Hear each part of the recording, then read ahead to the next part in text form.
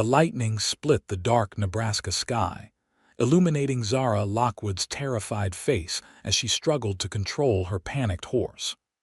One moment she had been riding across the prairie toward home, and the next, nature had unleashed its fury in a storm that came from nowhere. The dry summer grass ignited around her like kindling, flames leaping high as the wind whipped them into a growing inferno. Her mount reared, throwing her to the ground before bolting away, leaving her stranded in a rapidly closing circle of fire. Samuel Landon spotted the blaze from 2 miles away. The tall cowboy had been tracking a stray from his herd when the storm rolled in. But what caught his eye wasn't the lightning, it was the unmistakable silhouette of a person trapped within the growing ring of flames. Without hesitation, he dug his spurs into his horse's flanks and rode hard toward the fire that was consuming the prairie grass with frightening speed. North Platte, Nebraska had seen its share of prairie fires in the summer of 1875, but none had threatened human life quite like this. As Sam approached, he could see it was a woman, her dark hair whipping wildly in the wind as she frantically searched for an escape route. The flames were already 4 feet high in places and growing by the second. "Hold on," he shouted, though he knew she couldn't hear him over the roaring fire and crashing thunder. Sam pulled his bandana up over his nose and mouth, tugged his hat down tight, and assessed the situation. There was a narrow section where the fire hadn't quite closed the circle. It was now or never. He spurred his horse forward, the loyal animal responding despite its fear. They charged through the gap just before it closed with flames.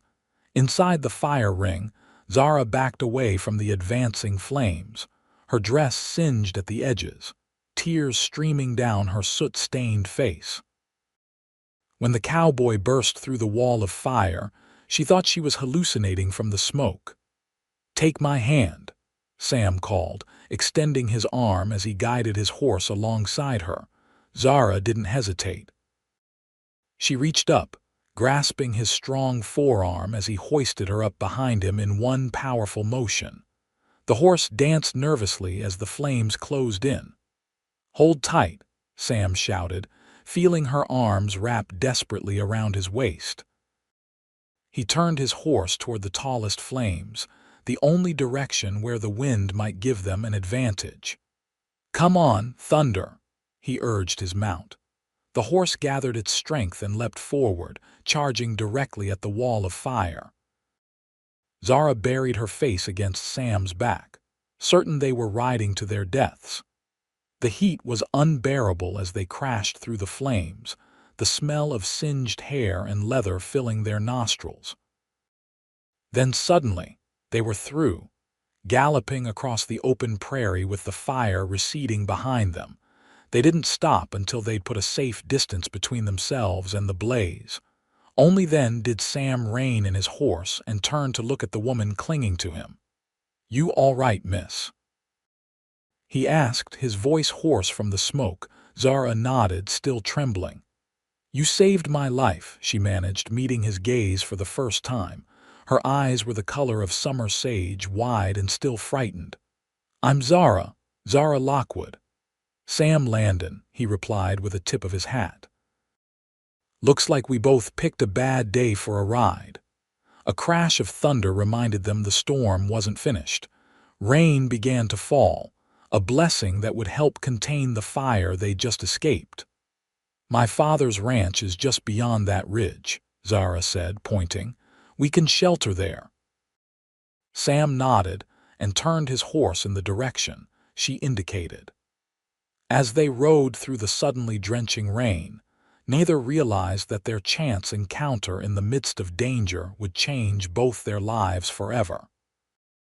The Lockwood Ranch came into view as they crested the hill, a substantial spread with a sturdy 2-story house, several outbuildings, and corrals holding prime stock. Even through the rain, Sam could tell this was one of the more prosperous ranches in the region. He'd heard of Winston Lockwood, a successful cattle baron who'd settled in North Platte years before the railroad came through, but their paths had never crossed. As they approached, men came running from the barn, alerted by the sight of a horse carrying 2 riders in the storm. "Miss Zara," called an older man with a gray mustache, rushing forward as Sam helped her down from the saddle. "We were about to send a search party. Are you hurt?" "I'm fine, Mr. Peterson," she assured the ranch foreman. "Thanks to Mr. Landon here, the lightning started a fire and trapped me. He rode through the flames to save me," the men murmured, eyeing Sam with newfound respect as they led them toward the house. A woman burst through the front door, presumably Mrs. Lockwood. Sam thought her face a picture of relief as she rushed to embrace her daughter. "Zara." "Oh, thank God," she cried, holding her daughter tight before examining her for injuries. "When we saw the fire from the house, I feared the worst." "Mother, this is Samuel Landon," Zara said, turning to introduce her rescuer. "He saved my life." Eleanor Lockwood turned to Sam with tears in her eyes.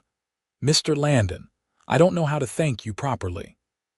"No need for thanks, madam," Sam replied, suddenly conscious of his smoke-stained clothes and the fact that he was dripping water onto their polished floor. "Anyone would have done the same."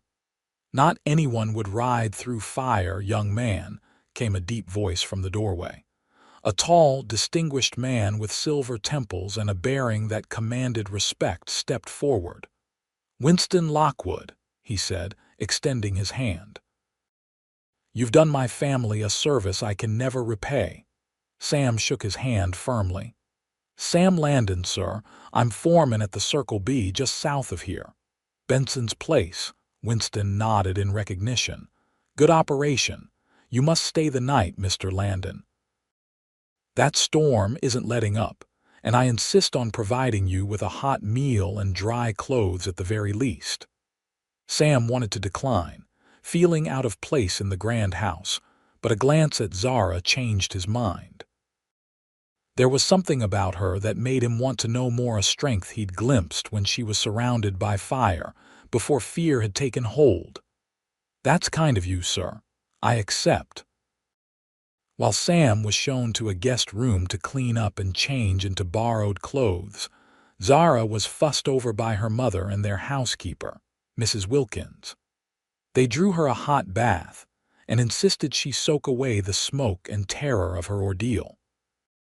As she bathed, Zara found her thoughts returning to the moment when Sam had appeared through the flames like some heroic figure from a dime novel. She'd never seen anyone act with such decisive courage. The cowboys who occasionally called at the ranch to see her were mostly full of bluster and talk, but Sam Landon had ridden straight into danger without hesitation.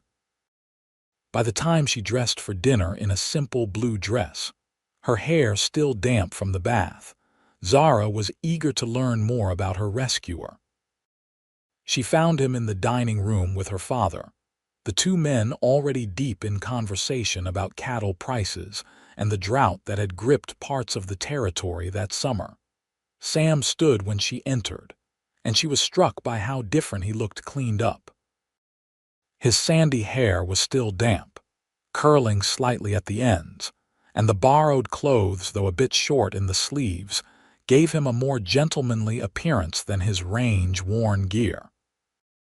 But it was his eyes that caught her attention, most clear, blue, and direct, crinkling slightly at the corners as he smiled at her. "Miss Lockwood," he greeted her, "you look much recovered." "As do you, Mr. Landon," she replied with a small smile. "Though I believe I preferred you covered in soot and smelling of smoke. It seemed more fitting for a hero." Her father cleared his throat, but she caught the amusement in his expression. Her mother entered then, and they all took their seats for dinner. Throughout the meal, Zara observed Sam carefully. He had good manners but wasn't overly polished, a working man who knew how to behave in proper company but didn't put on airs. He answered her parents' questions directly and asked thoughtful ones of his own. She learned he'd come to Nebraska 5 years earlier from Missouri, worked his way up from ranch hand to foreman, and hoped to have his own spread someday. He spoke with passion about breeding better stock and methods to survive the harsh winters. There was an intelligence behind his words that surprised her. He wasn't just a man of action but of thought as well. "The railroads changed everything," her father was saying. "North Platte's growing faster than anyone predicted. Land that was worthless 5 years ago is being snatched up now." "That's why I'm saving every penny," Sam replied. "Though at current prices, it might be another 5 years before I can buy enough acres to start a proper operation." "Patience is a virtue in ranching," Winston nodded approvingly. "Too many young men want everything at once and end up losing it all in the first bad winter." After dinner, while her parents retired to the parlor, Zara suggested showing Sam the library. It was her favorite room in the house, lined with books her father had shipped from back east. "You read all these?" Sam asked, scanning the shelves with genuine interest. "Most of them," she admitted. "When you grow up 20 miles from town, books become dear friends." He pulled down a volume of Thoreau and opened it carefully. "This was a favorite of my mother's. She taught school before she married my father." "And what did your father do?" Zara asked, curious about this man's background. A shadow passed over Sam's face. "He was a farmer. Lost everything in the war, then lost himself to drink afterward. My mother tried to hold things together, but—" He shrugged. "She died when I was 16 and I headed west soon after." Zara felt a surge of sympathy. "I'm sorry, it must have been difficult." "Life often is," he said simply, replacing the book, "but it's also full of unexpected beauty." His gaze met hers, and something passed between them, a recognition, perhaps, of kindred spirits, despite their different circumstances. The moment was broken by Mrs. Wilkins announcing that Sam's clothes had been cleaned and dried. Shortly after, Zara found herself bidding him good night, strangely reluctant to see him go. "Will you be leaving at first light?" she asked. "With your father's permission, I thought I might help track down your horse tomorrow," Sam replied. "No doubt the poor creature is terrified and might have run quite a distance." "That's very kind," she said, pleased at the prospect of seeing him again. "Penny is a good horse but easily spooked." "Then I'll see you at breakfast," he said with a small bow. "Good night, Miss Lockwood." "Good night, Mr. Landon." As she climbed the stairs to her bedroom, Zara realized her hands had stopped trembling for the first time since the fire. Samuel Landon had brought a sense of calm and security that lingered even in his absence, and she found herself looking forward to morning with unexpected eagerness. The next day dawned clear and bright, washing away all evidence of the previous night's storm except for the blackened scar on the prairie where the fire had raged. After breakfast, Sam and 2 of the Lockwood Ranch hands set out to search for Zara's missing mare. To Sam's surprise, Zara herself appeared on the porch dressed in riding clothes. "I'm coming with you," she announced, striding toward the stables. Sam exchanged glances with the ranch hands, who shrugged as if to say this wasn't unusual behavior for the boss's daughter. Winston Lockwood appeared in the doorway behind them. "My daughter knows this land as well as any of my men, Mr. Landon," he explained. "And that horse will come to her call when it might shy from strangers." Sam nodded. "Happy to have the help, sir." They rode out as a small party, following the likely path Zara's horse might have taken.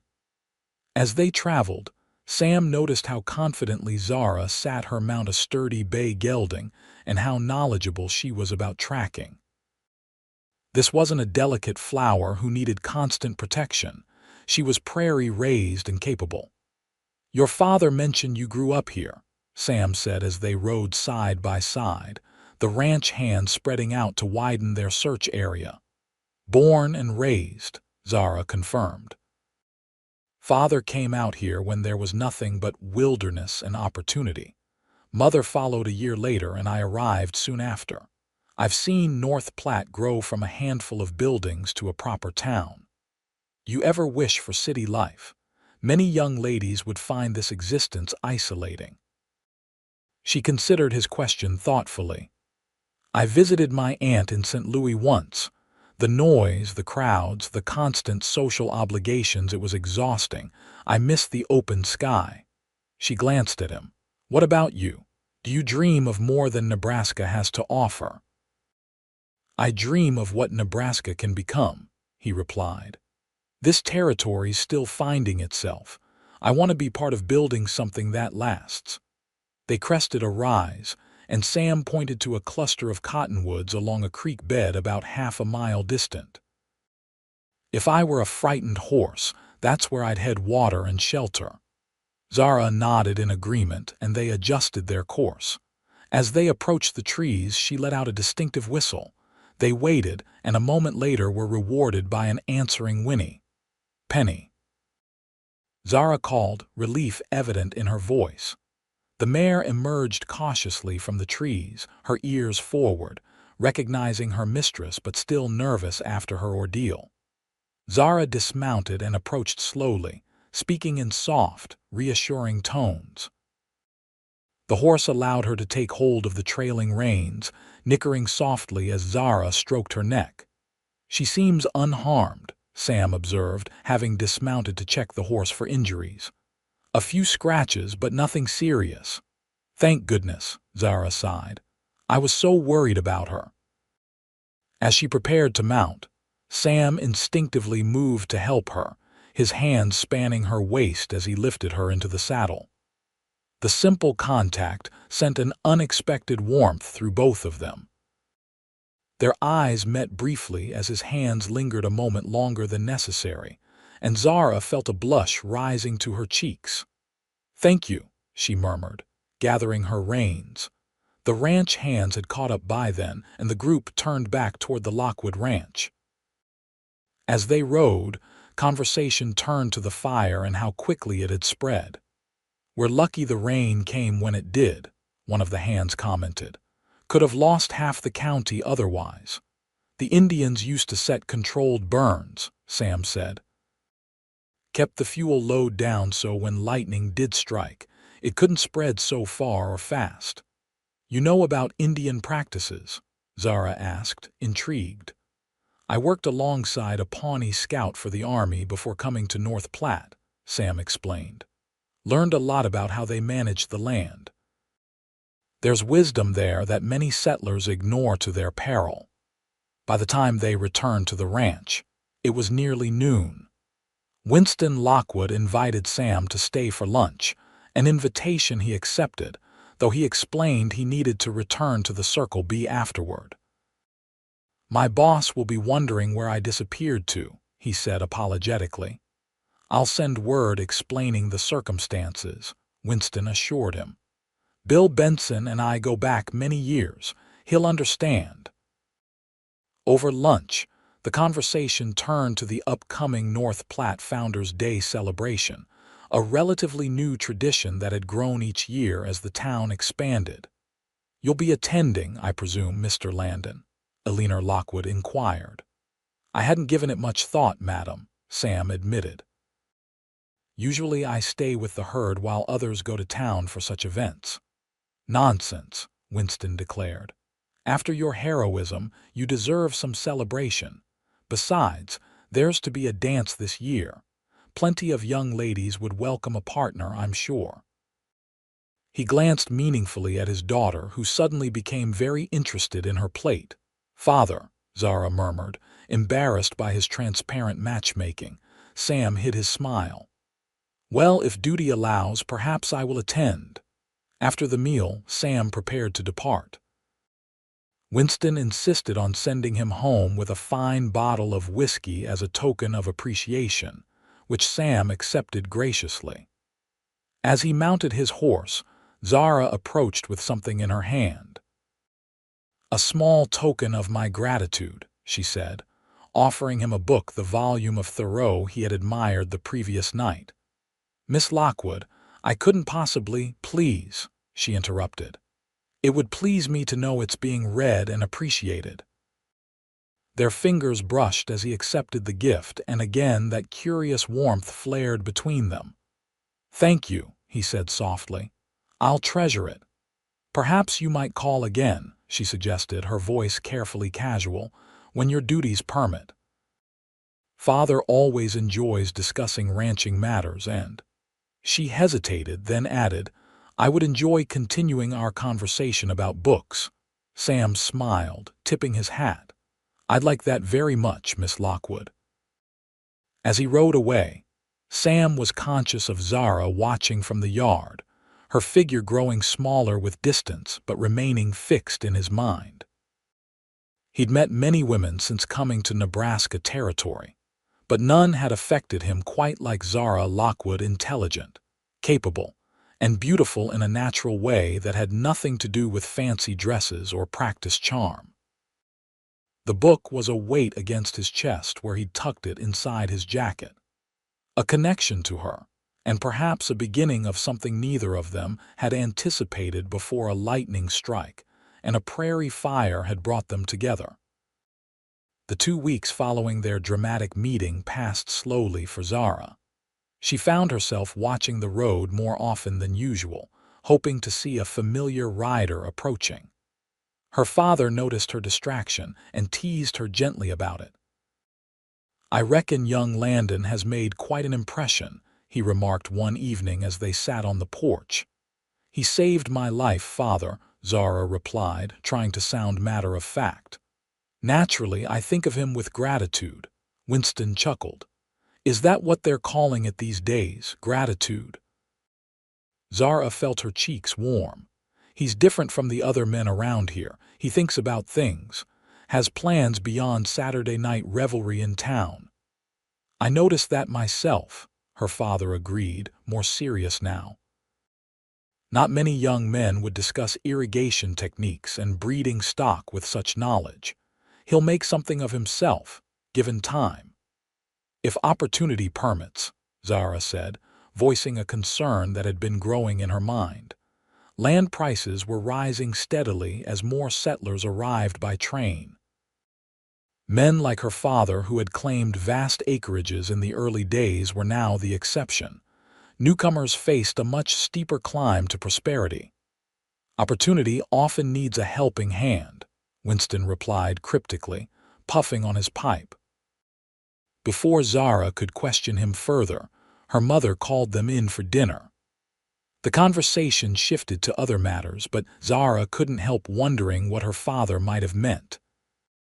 The answer came 3 days later, when Winston announced at breakfast that he'd invited Bill Benson and his foreman to dinner the following evening to discuss business.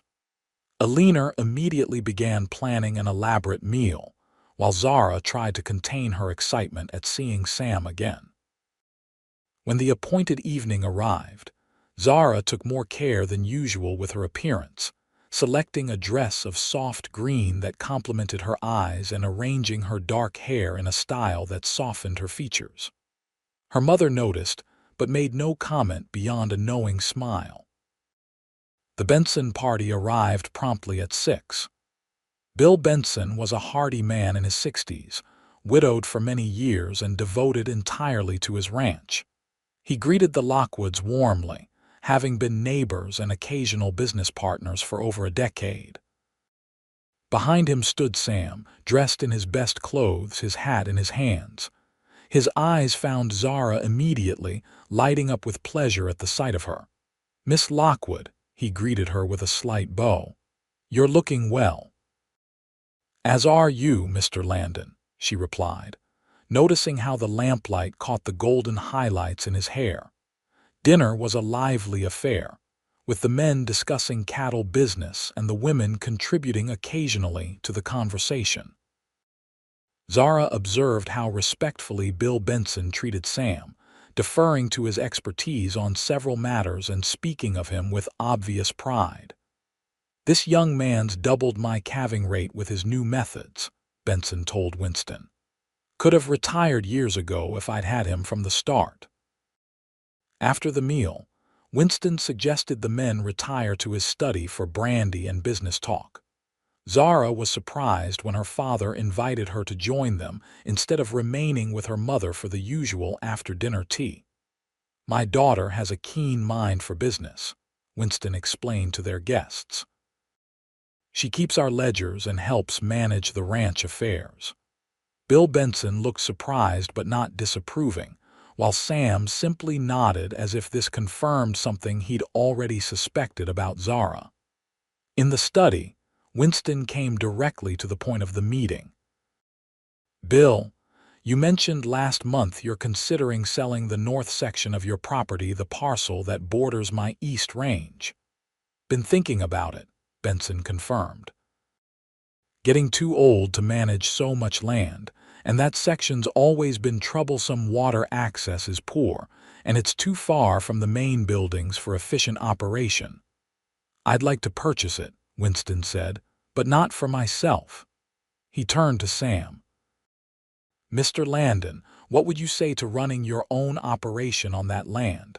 Sam stared at him in astonishment. "Sir, I'm proposing a business arrangement," Winston continued. "I'll purchase the land from Bill, and you'll manage it as your own ranch, with an agreement to sell me your calves at a fair market rate for the first 5 years. During that time, you can buy the land from me in installments as your operation grows. By the end of 5 years, it's yours free and clear." The room fell silent as Sam absorbed this unexpected offer. Zara watched him carefully, seeing the conflicting emotions play across his face: hope, suspicion, pride. "That's extraordinarily generous, Mr. Lockwood," he finally said. "May I ask why you'd make such an offer to someone you barely know?" Winston leaned back in his chair. "3 reasons. First, Bill here speaks highly of your abilities, and I trust his judgment. Second, I prefer having a competent neighbor rather than some greenhorn from back east who'll overgraze the land and drain the water table. And third," he glanced at his daughter, "I believe in investing in the future of this territory." Zara felt her heart quicken at the implication in her father's words and the way his gaze had shifted to her. He was offering Sam not just land but a future that might include her, if things progressed between them. "It's a fair offer, son," Bill Benson added. "Better than fair. I'd have made something similar myself if I had the capital." Sam looked at each of them in turn, his expression thoughtful. When his eyes met Zara's, something passed between them, a question, perhaps, or a promise. "I'd need time to consider the details," he said carefully. "It's not a decision to make hastily." "Of course," Winston nodded. "The offer stands. Discuss it with Bill, think it through, and let me know your decision when you're ready." The conversation turned to the practicalities: the exact boundaries of the land, the water rights, the number of cattle it might support. Throughout the discussion, Zara contributed knowledgeably, demonstrating her understanding of ranching operations. She caught Sam watching her with admiration several times, which sent a pleasant warmth through her. When the business talk concluded, Winston suggested they rejoin Alina in the parlor. As they filed out of the study, Sam hung back slightly, falling into step beside Zara.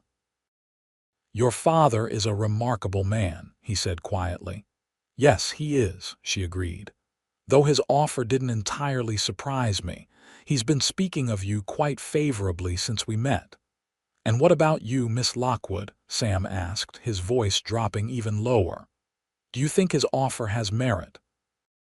She met his gaze directly. "I think it would be beneficial to all parties involved, Mr. Landon." "All parties," he echoed, his eyes searching hers.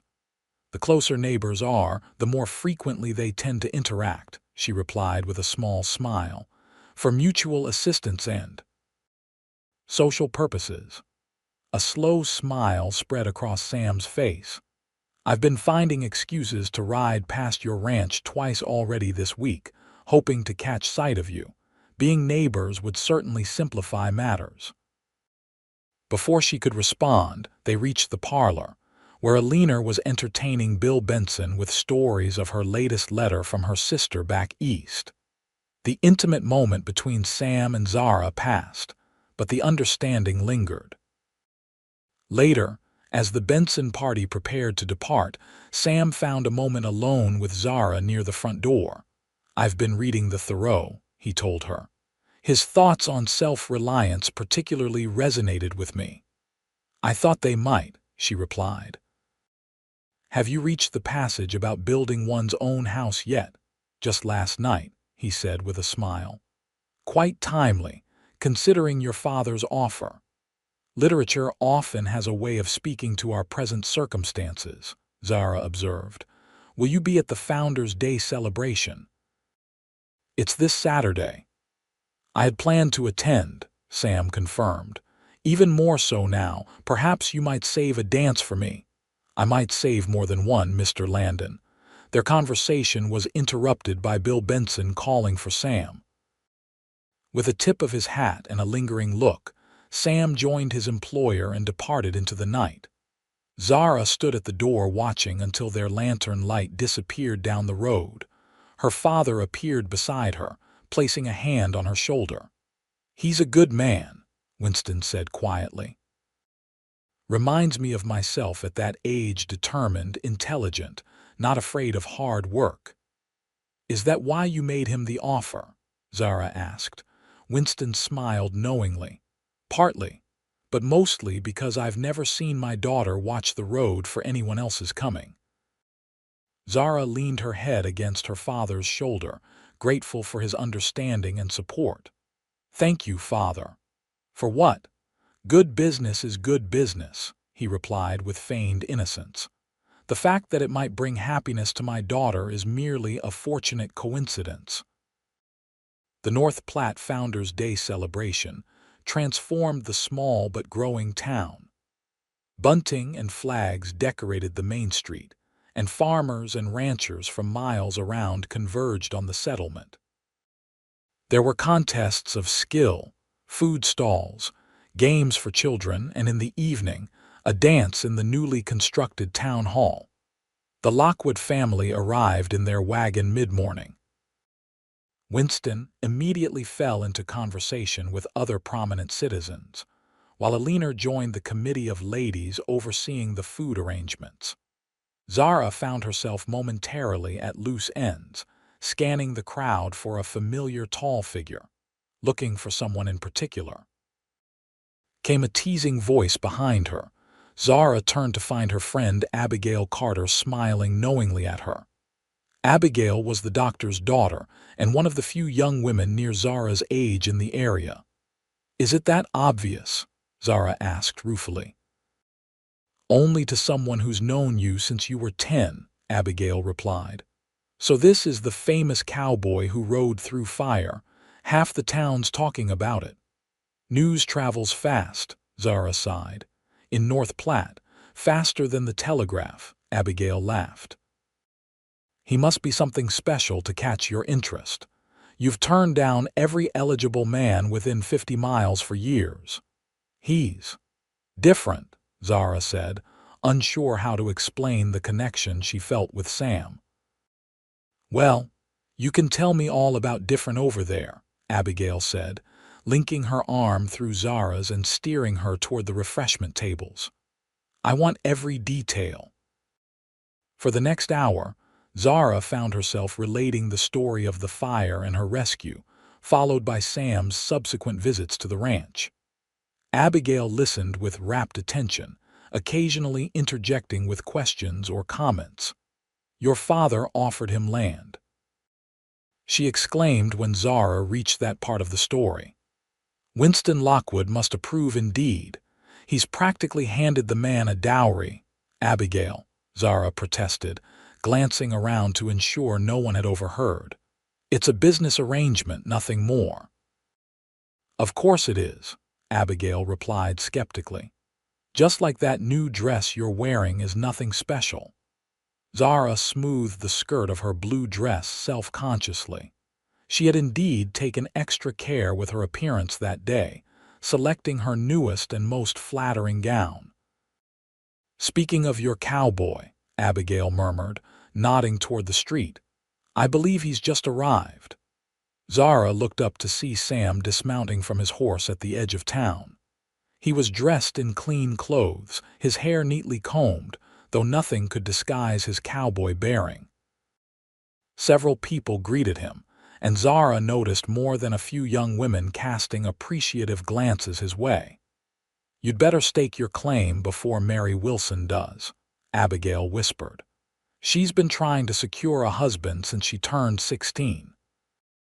As if on cue, Mary Wilson, a pretty blonde with a determined expression, intercepted Sam, engaging him in conversation. Zara felt an unexpected stab of jealousy watching the other woman smile up at Sam, twirling her parasol coquettishly. "Go on," Abigail nudged her. "I've never known you to back down from a challenge." Taking a deep breath, Zara made her way through the crowd toward Sam. He spotted her approach, and the way his face lit up with genuine pleasure gave her a surge of confidence. Mary Wilson noticed the change in his expression and turned to see what had captured his attention. "Miss Lockwood," Sam greeted her warmly, tipping his hat. "You look lovely today." "Thank you, Mr. Landon," Zara replied. "I'm glad you were able to attend." Mary Wilson looked between them with barely concealed annoyance. "You two are acquainted. Mr. Landon saved my life during the lightning fire last month," Zara explained, not without a hint of satisfaction. "How?" "Dramatic," Mary said, her smile tight. "Well, I should find my father." "He was asking after you earlier, Zara. Something about cattle prices." With a final calculated smile at Sam, she departed. "I think I interrupted your conversation," Zara said, not sounding particularly apologetic. Sam's mouth quirked in amusement. "Not at all. Miss Wilson was kindly informing me about all the eligible young ladies in attendance today." "Was she indeed?" Zara raised an eyebrow. "And did she include herself in this helpful list?" "She may have mentioned her own numerous qualities," Sam chuckled. "But I found myself distracted by thoughts of another lady entirely." The warmth in his gaze made Zara's heart skip. Before she could respond, they were interrupted by the mayor announcing the start of the horseshoe competition. Sam was expected to participate, having developed quite a reputation at the Circle B for his skill. "Will you watch?" he asked Zara. "I wouldn't miss it," she assured him. The competition drew a large crowd. Sam performed admirably, advancing through several rounds against increasingly skilled opponents. Zara found herself cheering alongside others when he made particularly impressive throws. In the final round, he faced the blacksmith, a burly man with powerful arms who had won the previous 3 years. The contest was close, with both men demonstrating exceptional accuracy. In the end, Sam prevailed by a single point, accepting the small trophy and prize money with modest grace. As the crowd dispersed to other activities, he made his way back to Zara. "Congratulations," she said, genuinely impressed. "Where did you learn to throw like that?" "My father may have had his faults, but he was a champion horseshoe player," Sam explained. "Taught me when I was barely big enough to lift the shoe. It's one of the few good memories I have of him." The personal revelation touched Zara. Sam rarely spoke of his past, and each small disclosure felt like a gift of trust. They spent the remainder of the afternoon together, moving from one activity to another, sampling food from the various stalls and talking continuously. Sam proved to be both knowledgeable and curious about a wide range of subjects, from the latest farming techniques to literature and even politics. Zara found herself laughing more than she had in months, and several times caught her parents watching them with approving smiles. As evening approached, the focus of the celebration shifted to the town hall, where musicians were setting up for the dance. Lanterns were lit, casting a warm glow over the proceedings as people began to gather. "I believe you promised me more than one dance, Miss Lockwood," Sam reminded her as they walked toward the hall. "Did I? How forward of me," she teased, but her expression grew more serious as she added, "I've been considering my father's offer to you." "As have I," Sam replied.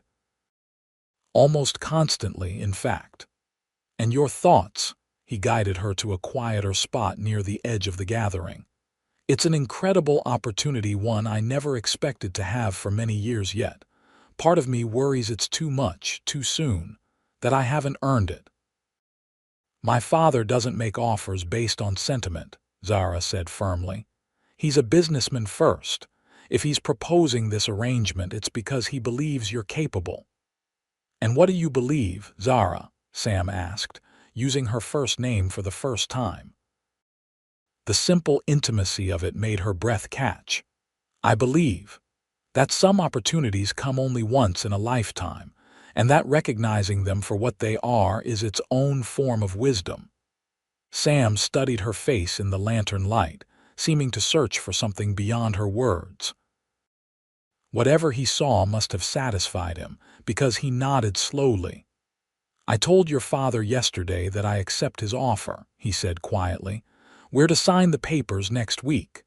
Joy bubbled up inside Zara, though she tried to maintain her composure. "That's wonderful news. For the territory's future, of course." A smile played at the corners of Sam's mouth. "Of course, though I wonder if you might permit me to hope it might have some bearing on my personal future as well." Before Zara could respond, the band struck up the first tune, and people began filing into the town hall. "I believe they're playing our song, Miss Lockwood," Sam said, offering his arm. "Shall we?" The dance floor was crowded with couples of all ages. Sam proved to be a competent, if not especially graceful dancer, guiding Zara through the patterns with careful attention. What he lacked in polish, he made up for in attentiveness, never taking his eyes from hers. "I should warn you," Zara said as they circled each other, "that if you're to be our neighbor, you'll be expected at all the local social events. My mother's quite insistent on maintaining civilization out here." "A hardship I'll endure with fortitude," Sam replied solemnly, though his eyes sparkled with humor. "Especially if it means more opportunities to dance with you." The evening progressed through various dances, reels, waltzes, and square dances that had everyone laughing and clapping. True to her word, Zara danced with Sam more than was strictly proper, earning knowing looks from Abigail and raised eyebrows from some of the town matrons. During a break in the music, Sam fetched them cups of punch and led Zara to a relatively quiet corner. "There's something I've been wanting to ask you," he said, suddenly serious. Zara's heart quickened. "Yes. Would you consider," he began, but was interrupted by Bill Benson appearing at his elbow. "Sorry to interrupt, young folks," the older man said, though he didn't look particularly sorry. "But there's a situation with one of our horses, Sam. Need your expertise." Sam looked torn between duty and desire to continue his conversation with Zara. "I'll be right back," he promised her. "This won't take long." Zara nodded, watching as he followed his boss outside. She sipped her punch, wondering what he had been about to ask her. The speculation kept her occupied until a commotion at the door drew everyone's attention. A man burst into the hall, his expression urgent. "Fire!" he shouted. "Fire at the livery stable!" The celebration dissolved into chaos as people rushed outside. In the darkness, the orange glow of flames was clearly visible at the edge of town where the livery stable stood. Men began organizing themselves, forming a bucket line from the nearest well, while women gathered children and moved to safety. Zara searched frantically for Sam in the crowd, finally spotting him near the burning building, helping to lead frightened horses to safety. The dry wood of the stable was burning fiercely, and sparks were flying dangerously close to neighboring structures.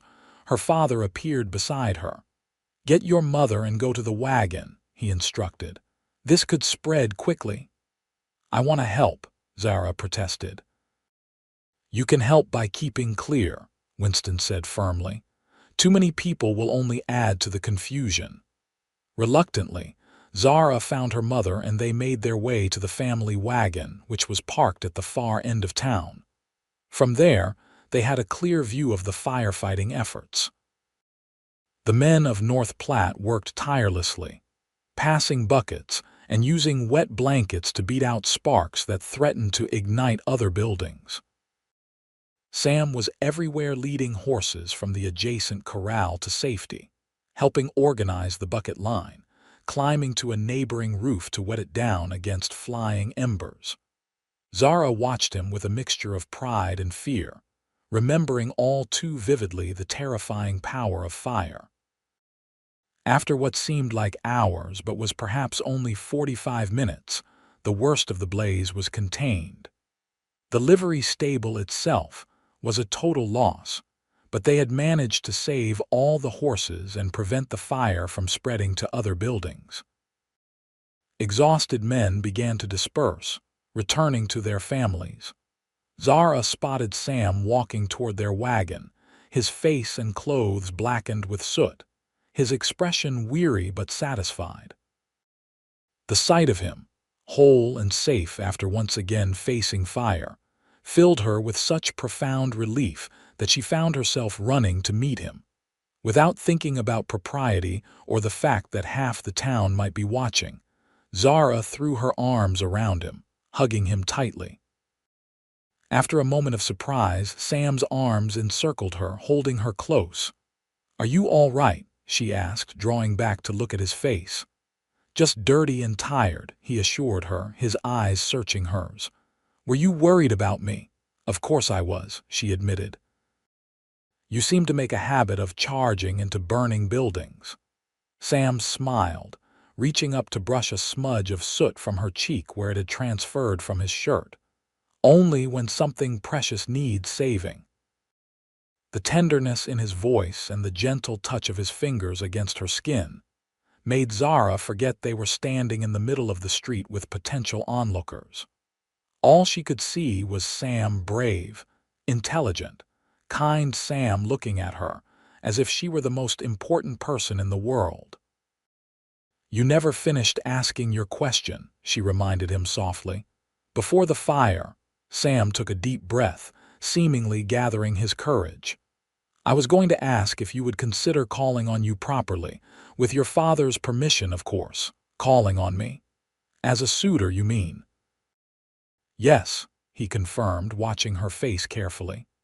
"I know it's forward of me. We've known each other barely a month, and I'm only just establishing myself. Your family is prominent in the territory," while Zara placed her fingers gently against his lips, stopping his words.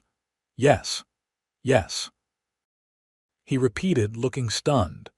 "Yes, you may call on me," she clarified, smiling. "Though I suspect my father has been expecting it since he offered you the land." Sam's face broke into a radiant smile that transformed his tired features. "I promise I'll work harder than any man alive to be worthy of the opportunity. Both the land and the privilege of courting you." "I have no doubt of it," Zara replied, suddenly aware that they were indeed drawing attention from passers-by. She stepped back slightly, though her eyes remained locked with his. "Perhaps you should speak with my father. He and mother are by the wagon." Sam nodded, suddenly looking nervous despite having just helped save half the town from burning down. "Right now, looking like this." He gestured to his soot-covered clothes. "I think he'll appreciate your honesty more than your appearance," Zara assured him. "Besides, after tonight's heroics, I doubt he'll deny you anything." Together, they walked back to where the Lockwoods waited by their wagon. Winston's expression was knowing as they approached, while Alina looked between them with poorly concealed delight. "Mr. Lockwood," Sam began formally, I wonder if I might have a word with you in private." Winston nodded, stepping a short distance away with Sam. Though Zara couldn't hear their conversation, she could see her father's serious expression gradually soften into approval. The men shook hands, and when they returned, Winston was actually smiling. "Well, it seems our new neighbor will be a frequent visitor at the ranch," he announced. "Eleanor, I believe we should expect Mr. Landon for Sunday dinner this week." "He will always be welcome," Eleanor replied warmly, "though perhaps in slightly cleaner attire." Sam laughed, looking both embarrassed and elated.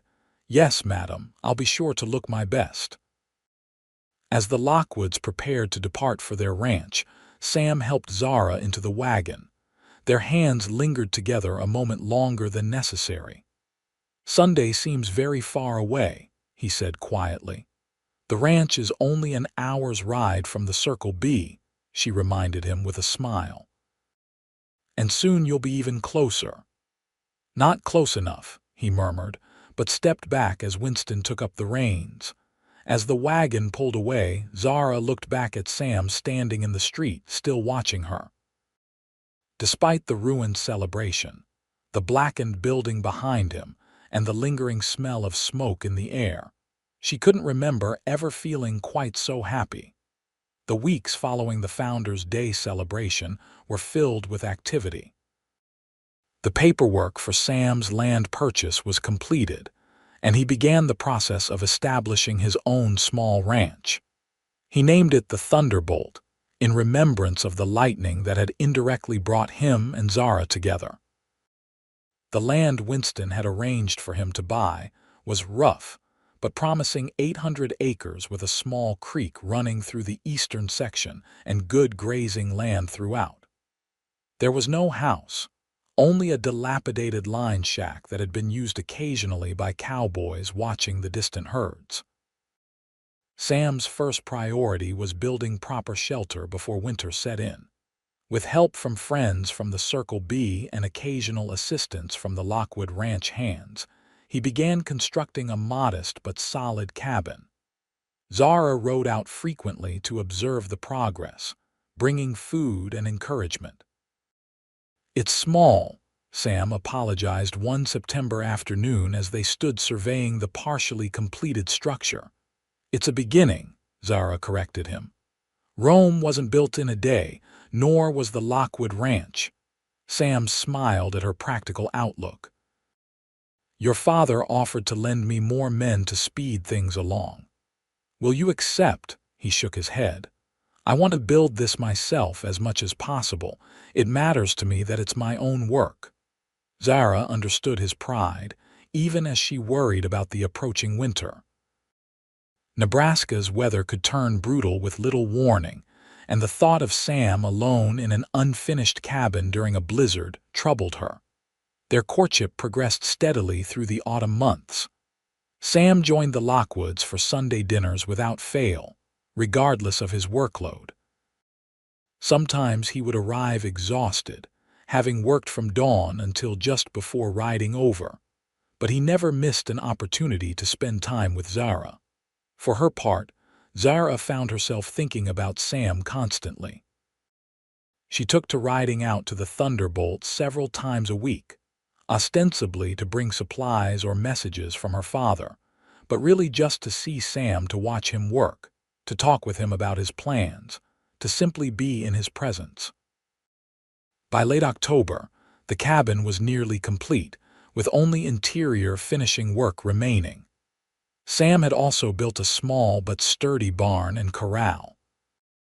Bill Benson, true to his word as a friend of the Lockwoods, had allowed Sam to take a small herd 20 head of cattle as part of his final payment for years of service. It wasn't much to start a ranch, but it was a foundation. On a crisp November morning, Zara rode out to the Thunderbolt with a basket of food prepared by Mrs. Wilkins. She found Sam splitting firewood, his shirt sleeves rolled up despite the chill in the air. He smiled broadly when he saw her approach, setting down his axe and coming to help her dismount. "This is a pleasant surprise," he said, taking the basket from her. "I wasn't expecting to see you until Sunday.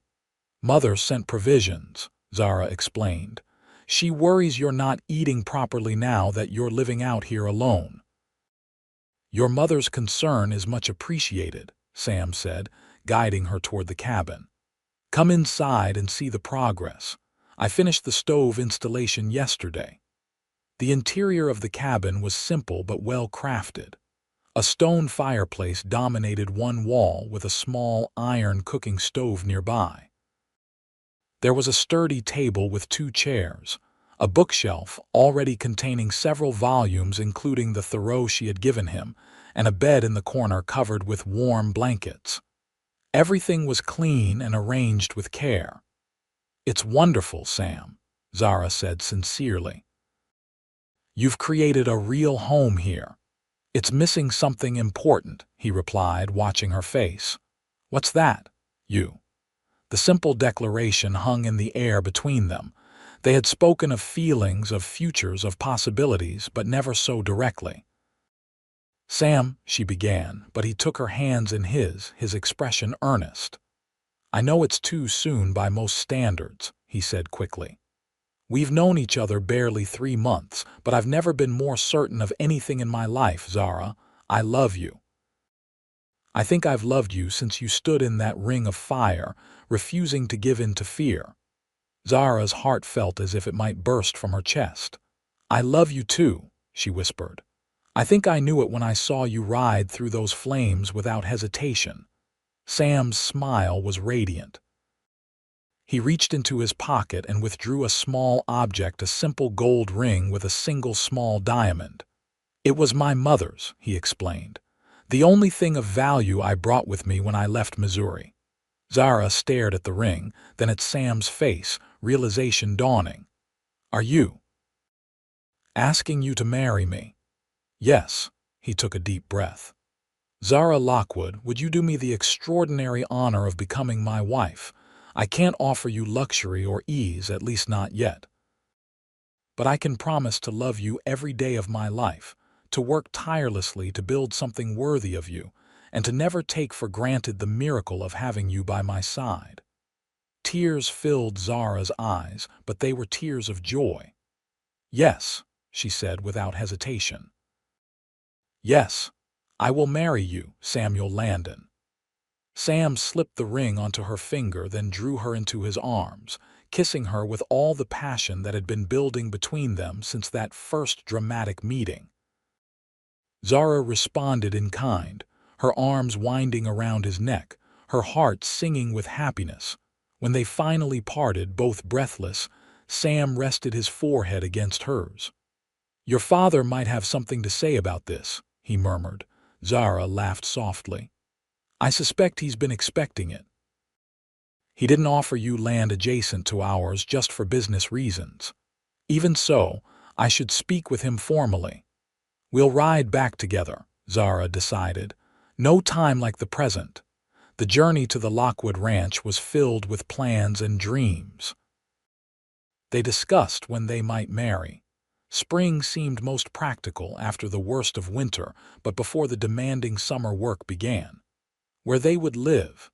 The cabin would suffice for now, though Sam had already designed an expansion in his mind, and how they would build their future together. Winston and Alina were surprised to see them arrive together in the middle of the afternoon, but one look at their faces and the ring on Zara's finger told the story. "I see congratulations are in order," Winston said, his eyes twinkling. Sam stepped forward formally. "Mr. Lockwood, I've asked your daughter to marry me, and she has done me the great honor of accepting. I respectfully request your blessing." Winston looked between them, his expression softening. "Do you love him, Zara?"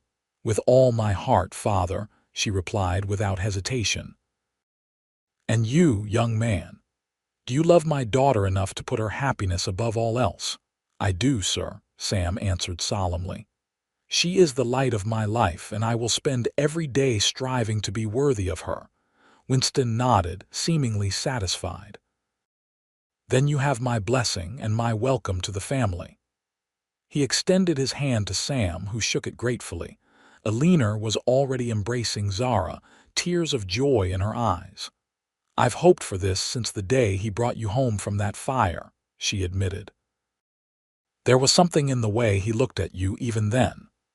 Plans for the wedding began immediately. Alina insisted on writing to relatives back east, though she acknowledged that few would make the journey to Nebraska territory for a spring wedding.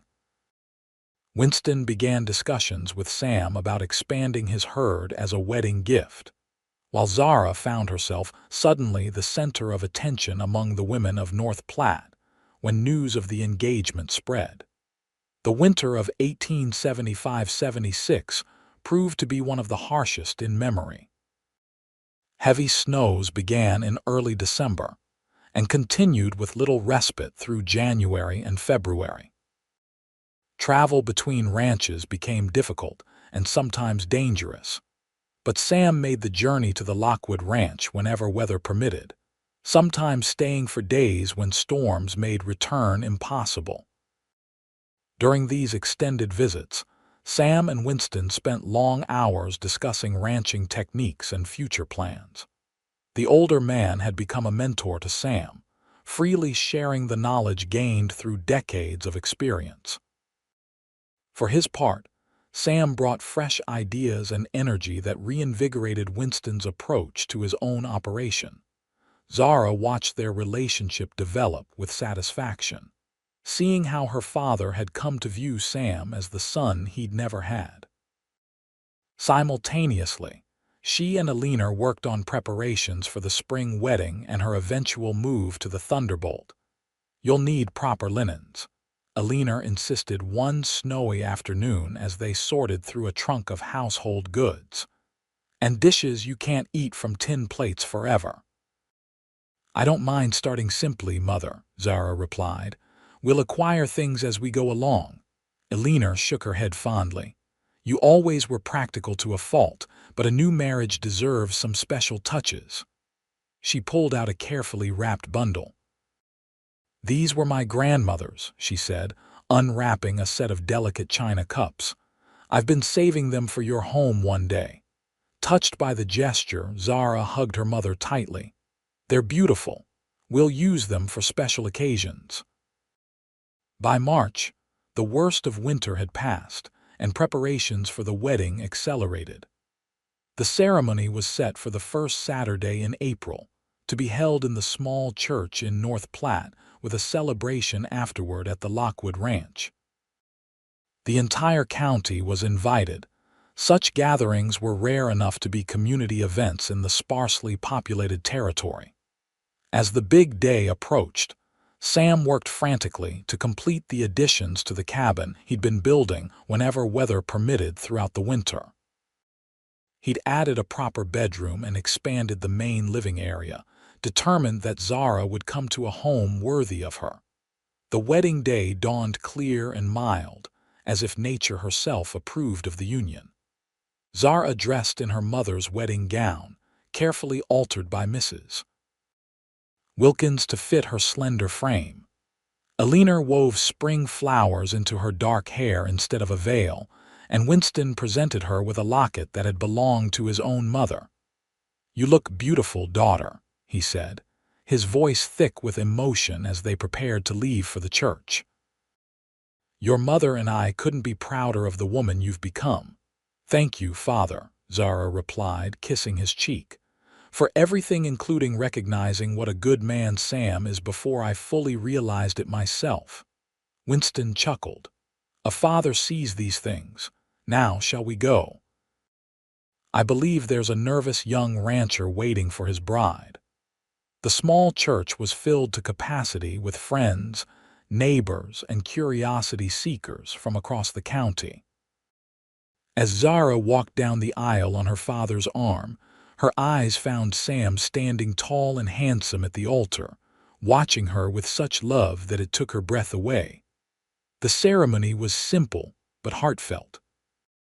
They exchanged vows they had written themselves, promising to support each other through whatever challenges life might bring, to build their ranch and their family with love and determination, and to remember always the precious gift they had found in each other. When the minister pronounced them husband and wife, Sam's kiss was tender yet passionate, a promise of the life they would share. The congregation erupted in cheers and applause as they turned to face their community for the first time as Mr. and Mrs. Landon. The celebration at the Lockwood Ranch lasted well into the evening. There was abundant food, music for dancing, and more than a few emotional toasts to the newlyweds. As darkness fell, lanterns were lit around the yard, creating a magical atmosphere as friends and neighbors continued the festivities. Eventually, it was time for the couple to depart for their new home. They said their goodbyes amid good-natured teasing and heartfelt well wishes, then climbed into the wagon Sam had decorated specially for the occasion. "Are you ready, Mrs. Landon?" he asked as he took up the reins. "I've been ready since the day you rode through fire to find me," Zara replied, leaning against his shoulder as they set off toward their future together. Their life together began in earnest the next morning. Zara woke at dawn, as was her habit, and found Sam already up and tending to the morning chores. She dressed quickly and joined him outside, where he was feeding the small herd of cattle that represented the beginning of their ranching operation. "Good morning, wife," he greeted her with a smile that made her heart skip. "Good morning, husband," she replied, still marveling at how natural the word felt. "What can I do to help?"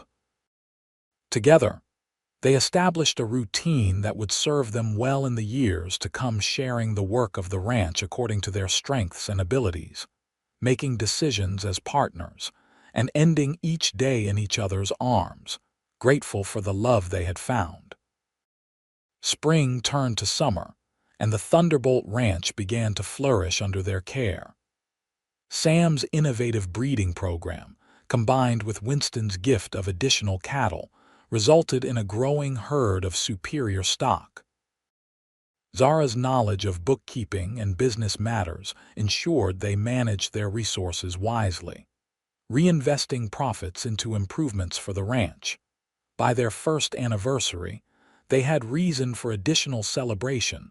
Zara was expecting their first child. The news brought joy not only to them but to the elder Lockwoods, who rode over immediately upon receiving the news. "A grandchild," Elena exclaimed, embracing Zara. "Nothing could make us happier." "The Thunderbolt's future secured," Winston nodded approvingly. "Good work, both of you." On a warm September day in 1877, Zara gave birth to a healthy boy they named William Winston Landon. Sam paced outside the bedroom while Mrs. Wilkins, who had come from the Lockwood Ranch to assist with the birth, helped deliver the child. When finally allowed inside, he approached the bed with reverence, gazing in wonder at his wife and newborn son. "He's perfect," Sam whispered, carefully taking the tiny bundle Zara offered. "Look what we created together." "He has your eyes," Zara observed, exhausted but radiant with happiness. "And hopefully your wisdom," Sam replied, sitting beside her on the bed.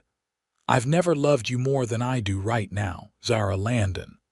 The Thunderbolt continued to grow along with their family. By 1880, they had expanded to over 2,000 acres, absorbing adjacent properties as neighbors decided to move on or retire. Their herd numbered in the hundreds, with a reputation for quality that brought buyers from as far as Chicago.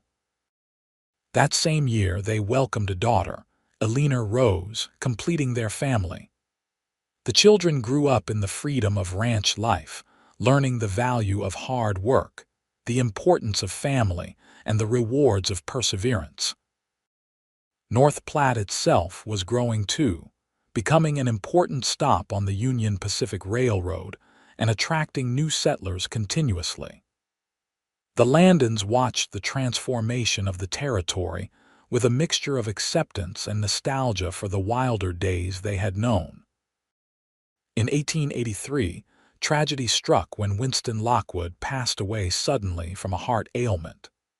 Eleanor moved into the Landon home afterward, unwilling to remain alone at the ranch that held so many memories. Her presence was a blessing, especially with the children, allowing Zara more freedom to work alongside Sam in managing their expanding operations.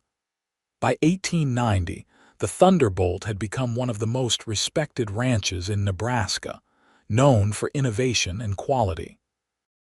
Sam served on the Territorial Livestock Board, while Zara helped establish North Platte's first proper library, donating many books from their own growing collection. Their 15th wedding anniversary was marked with a celebration that brought together friends and family from across the state.